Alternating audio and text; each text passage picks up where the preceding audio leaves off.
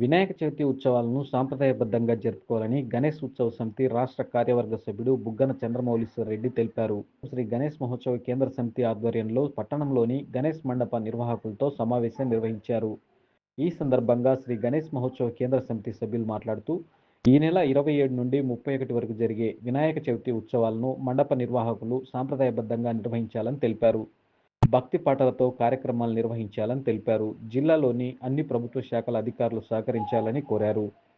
ఈ కార్యక్రమంలో ఆంధ్రప్రదేశ్ గణేష్ ఉత్సవ సమితి రాష్ట్ర కార్యవర్గ సభ్యుడు బుగ్గన చంద్రమౌళీశ్వరరెడ్డి, నంద్యాల నగరం గణేష్ మహోత్సవ కేంద్ర సమితి అధ్యక్షులు గంగిశెట్టి విజయ్ కుమార్, కార్యాధ్యక్షులు వైద్యం నాగేంద్ర, ప్రధాన కార్యదర్శి నెరవాటి అమర్నాథ్, చీకటి చలంబాబు, ట్రెజరర్ దమం శంకర్, ప్రచార కార్యదర్శి మోహన్ గుప్తా, కార్యకర్తలు అంబరీష్, పవన్ తదితరులు పాల్గొన్నారు.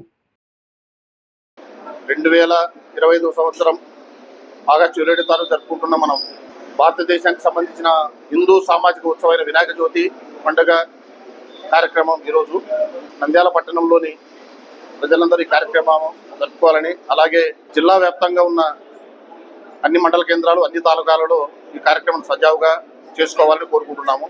మన రాష్ట్రం విడిపోయాక మన ఆంధ్రప్రదేశ్ రాష్ట్రంలో 2025లో మొట్టమొదటిగా రాష్ట్ర గణేష్ మహోత్సవ కమిటీ సమావేశం జరిగింది. దాంట్లో కమిటీ ఎన్నుకున్నారు. ఆ కమిటీ ఆధ్వర్యంలో రాష్ట్ర వ్యాప్తంగా వినాయక చవితి ఉత్సవాలు ఈసారి భక్తి శ్రద్ధలతో హిందూ సమాజం ఉన్న అవసరాలను ప్రభుత్వాలను తీర్చాలని కోరుకుంటూ ఈ పండుగ వాతావరణం జరుపుకుంటున్నారు.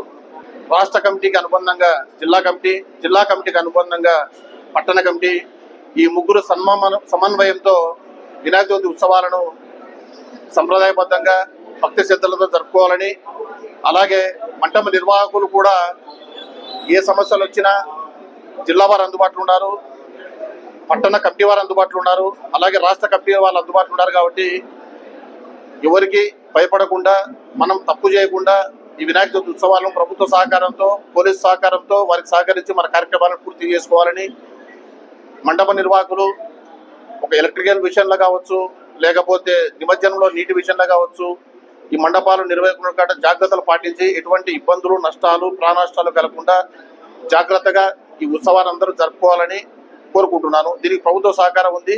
దీనికి ఏమైనా సమస్యలున్నా జిల్లా పెద్దలు, రాష్ట్ర పెద్దలు ఉన్నారు. కాబట్టి ఎటువంటి భయాందోళన, ఎటువంటి అనుమానం లేకుండా ప్రశాంతంగా భక్తి శ్రద్ధతో పండుగ జరుపుకోవాలని కోరుకుంటున్నాను.